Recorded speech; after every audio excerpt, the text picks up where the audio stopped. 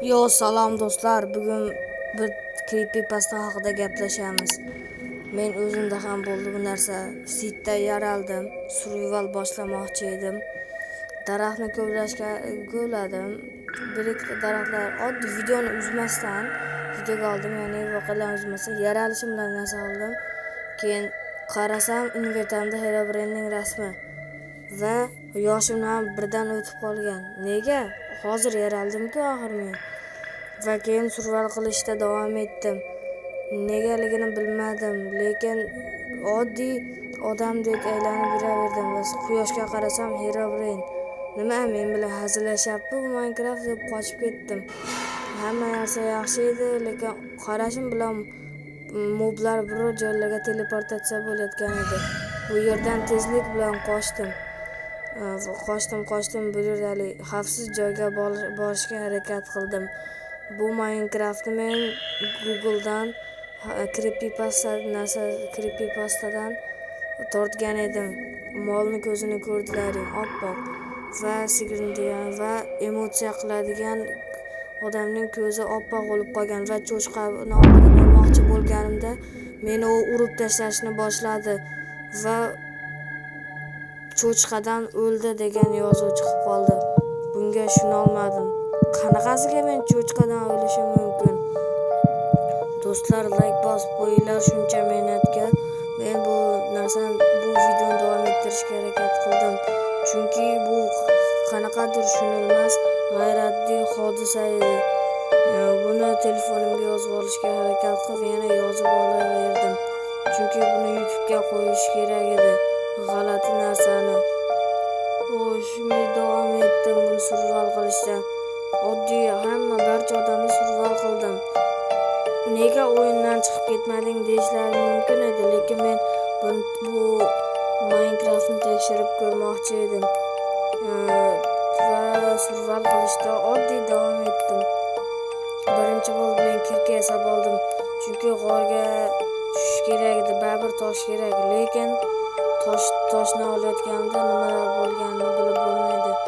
Misol uchun ochib oldim va o'yin xiralashib qolgandek tuyuldi. Va bunga e'tibor bermaslikka harakat qildim. Maqsadim shunchaki bu o'yinni tekshirish. Nimaga bu shunaqa Herobrine qo'shilib qolgan? Inventarimdagi Herobrine hazil deb o'ylagandim va men baribir survival qilishda davom etdim. Toshlarni kovladim va oddiy survival qildim. Menga 20 ta tosh yetarli edi. Tosh ko'yladim va ko'ylayotganda tepada nimadir teleportatsiya bo'lgandek bo'ldi. Bunga e'tibor bermaslikka harakat qildim. Go'yoki kimdir tepada meni kuzatib ketgandek. Xullas, yana ko'ylashni boshladim. Davom etdim va yana jicha tosh ko'yladim. Men tepaga chiqib, men shu toshni ko'ylab olay dedim. Shu g'orga ham qurishga g'oya qilmoqchi edim, lekin g'orda ko'proq Herobrine bo'lishi mumkin deb o'yladim. Va shuning uchun teparoqqa chiqib ketishga harakat qildim. Lekin kechqurungacha men ko'mir topishga harakat qilmoqchi edim. Daraxtdan ham ko'mir olish mumkinligi esimga tushib ketdi va tepaga chiqishga baribir qaror qildim. Lekin tepada ko'rdilaring, moblar g'alati, ko'zi oppoq bo'lib qolgan. Bundan hayratlandim va men tepaga aranga chiqib oldim va Minecraft o'yini yaxshidek tuyuldi. Chunki oldimda hech qanaqa moblar yo'q, hech kim menga tahdid qilmayotgandi. Lekin g'alati teleportatsiyalarning ovozi eshitilayotgandi. Do'stlar, va men o'zimni qo'riqlash uchun bir ikkita resurslar to'plab oldim.